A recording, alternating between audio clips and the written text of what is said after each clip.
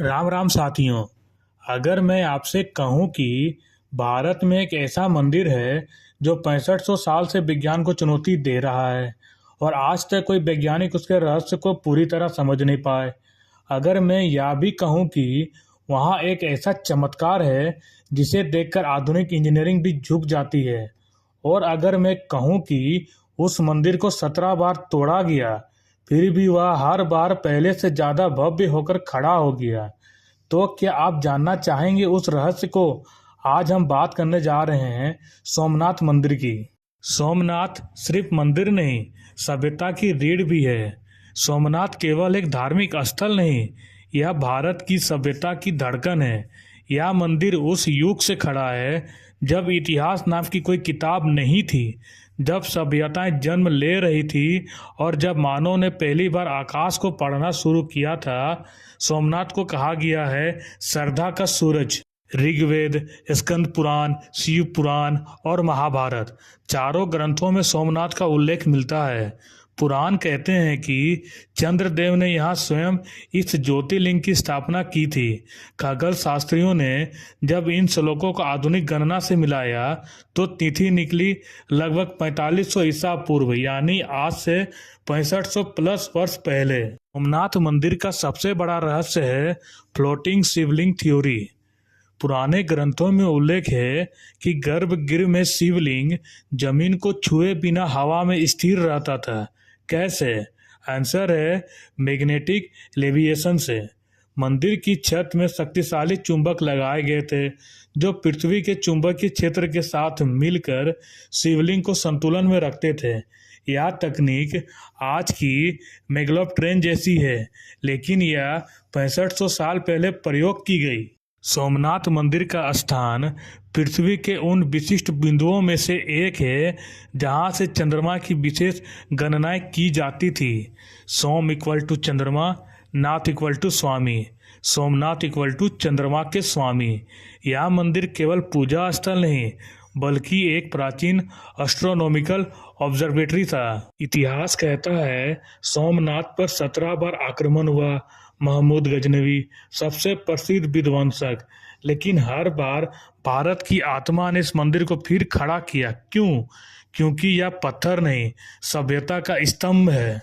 आपसे सवाल, अगर कोई इमारत बार बार टूटे फिर भी हर बार और मजबूत बनकर खड़ी हो तो क्या वह सिर्फ इमारत होती है या कुछ और? सोमनाथ मंदिर का गर्भगृह सिर्फ पूजा का स्थान नहीं था, वह एक ऊर्जा कक्ष था। प्राचीन ग्रंथों के अनुसार गर्भगृह में खड़े होते ही मन शांति, शरीर हल्का और चेतना स्थिर हो जाती थी। आज के वैज्ञानिक इसे कहते हैं इलेक्ट्रोमैग्नेटिक रेजोनेंस जोन। इस क्षेत्र में पृथ्वी की प्राकृतिक ऊर्जा रेखाएं अत्यंत शक्तिशाली है। इसी कारण से सोमनाथ को अर्थ पावरफुल एनर्जी सेंटर्स में गिना जाता है। आधुनिक वैज्ञानिक मानते हैं कि धरती पर कुछ विशेष बिंदु होते हैं जहां ऊर्जा अत्यधिक केंद्रित रहती है, जिसे कहते हैं ले लाइंस। सोमनाथ मंदिर ऐसे ही एक प्रमुख ले पॉइंट पर स्थित है। यही कारण है कि यह स्थान प्राचीन काल से ध्यान, तपस्या और ज्ञान साधना का केंद्र रहा। सोमनाथ मंदिर समुद्र के बिल्कुल किनारे स्थित है। इतिहास के इस क्षेत्र में कई बार भयंकर समुद्री भूकंप आए, फिर भी मंदिर की मूल संरचना हजारों वर्षों तक स्थिर रही। क्यों? क्योंकि इसकी नींव वाइब्रेशन एब्जॉर्बेशन सिस्टम पर आधारित थी। पत्थरों के बीच विशेष मिश्रण, लोचदार परतें और तरंगों को अवशोषित करने वाली संरचना आज के अर्थक्वेक रेजिस्टेंट बिल्डिंग जैसी थी। सोमनाथ का हर पत्थर सिर्फ निर्माण नहीं, गणितीय सूत्रों पर आधारित था। मंदिर की ऊंचाई, गर्भगृह की दूरी, दिशाओं का संरेखण सब खगोलीय गणनाओं से तय किया गया था। आज इसे कहते हैं स्केट ज्योमेट्री। आधुनिक शोध बताते हैं मंदिर के आसपास मैग्नेटिक फील्ड अलग है।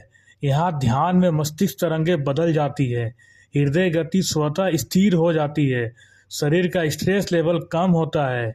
यानी सोमनाथ मंदिर एक प्राकृतिक हीलिंग सेंटर भी है। साथियों, कुछ क्वेश्चन एंड आंसर पर आते हैं। पहला क्वेश्चन, क्या यह सब संयोग है? आंसर नहीं, यह गणना, विज्ञान और चेतना का संगम है। क्वेश्चन नंबर दूसरा, क्या आज भी उस ऊर्जा को महसूस किया जा सकता है? आंसर है हाँ, लेकिन उसके लिए आपको मौन होना होगा। इतिहास हमें बताता है कि सोमनाथ मंदिर पर 17 बार आक्रमण हुआ, पर सवाल यह नहीं है कि किसने हमला किया, सवाल यह है कि क्यों किया। सोमनाथ मंदिर केवल मूर्ति नहीं था, वह ज्ञान का केंद्र, ऊर्जा का स्रोत और भारत की सभ्यता की रीढ़ थी। जो शक्ति सभ्यता को जोड़ती है, उसे तोड़ना सबसे आसान तरीका होता है किसी राष्ट्र को कमजोर करने का। भी यात्रियों के लेखों में उल्लेख मिलता है कि सोमनाथ में प्रवेश करते ही लोगों को विचित्र अनुभूति होती थी, सिर भारी, मन विचलित और कई बार भय का अनुभव।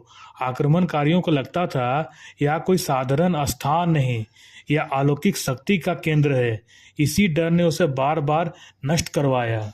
आज भी सोमनाथ मंदिर के कुछ हिस्से आम लोगों के लिए बंद है, पर क्यों?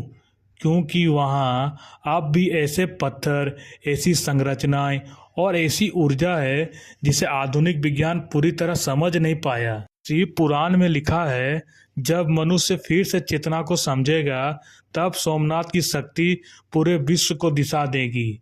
शायद यही कारण है कि आज फिर लोग सोमनाथ मंदिर की ओर लौट रहे हैं। सोमनाथ मंदिर एक मंदिर नहीं, यह भारत की चेतना का स्तंभ है। जब जब उसे तोड़ा गया, भारत टूटा, और जब जब वह खड़ा हुआ, भारत खड़ा हुआ।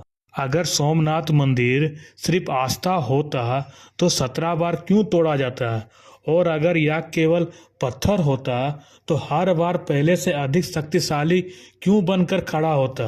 आप क्या मानते हैं, सोमनाथ मंदिर या विज्ञान? यह वीडियो आपकी आत्मा को छू गया हो तो लाइक करें, शेयर करें, सब्सक्राइब करें द अननोन पाथ को, क्योंकि यहाँ से शुरू होती है मनुष्य से महाचेतना बनने की यात्रा।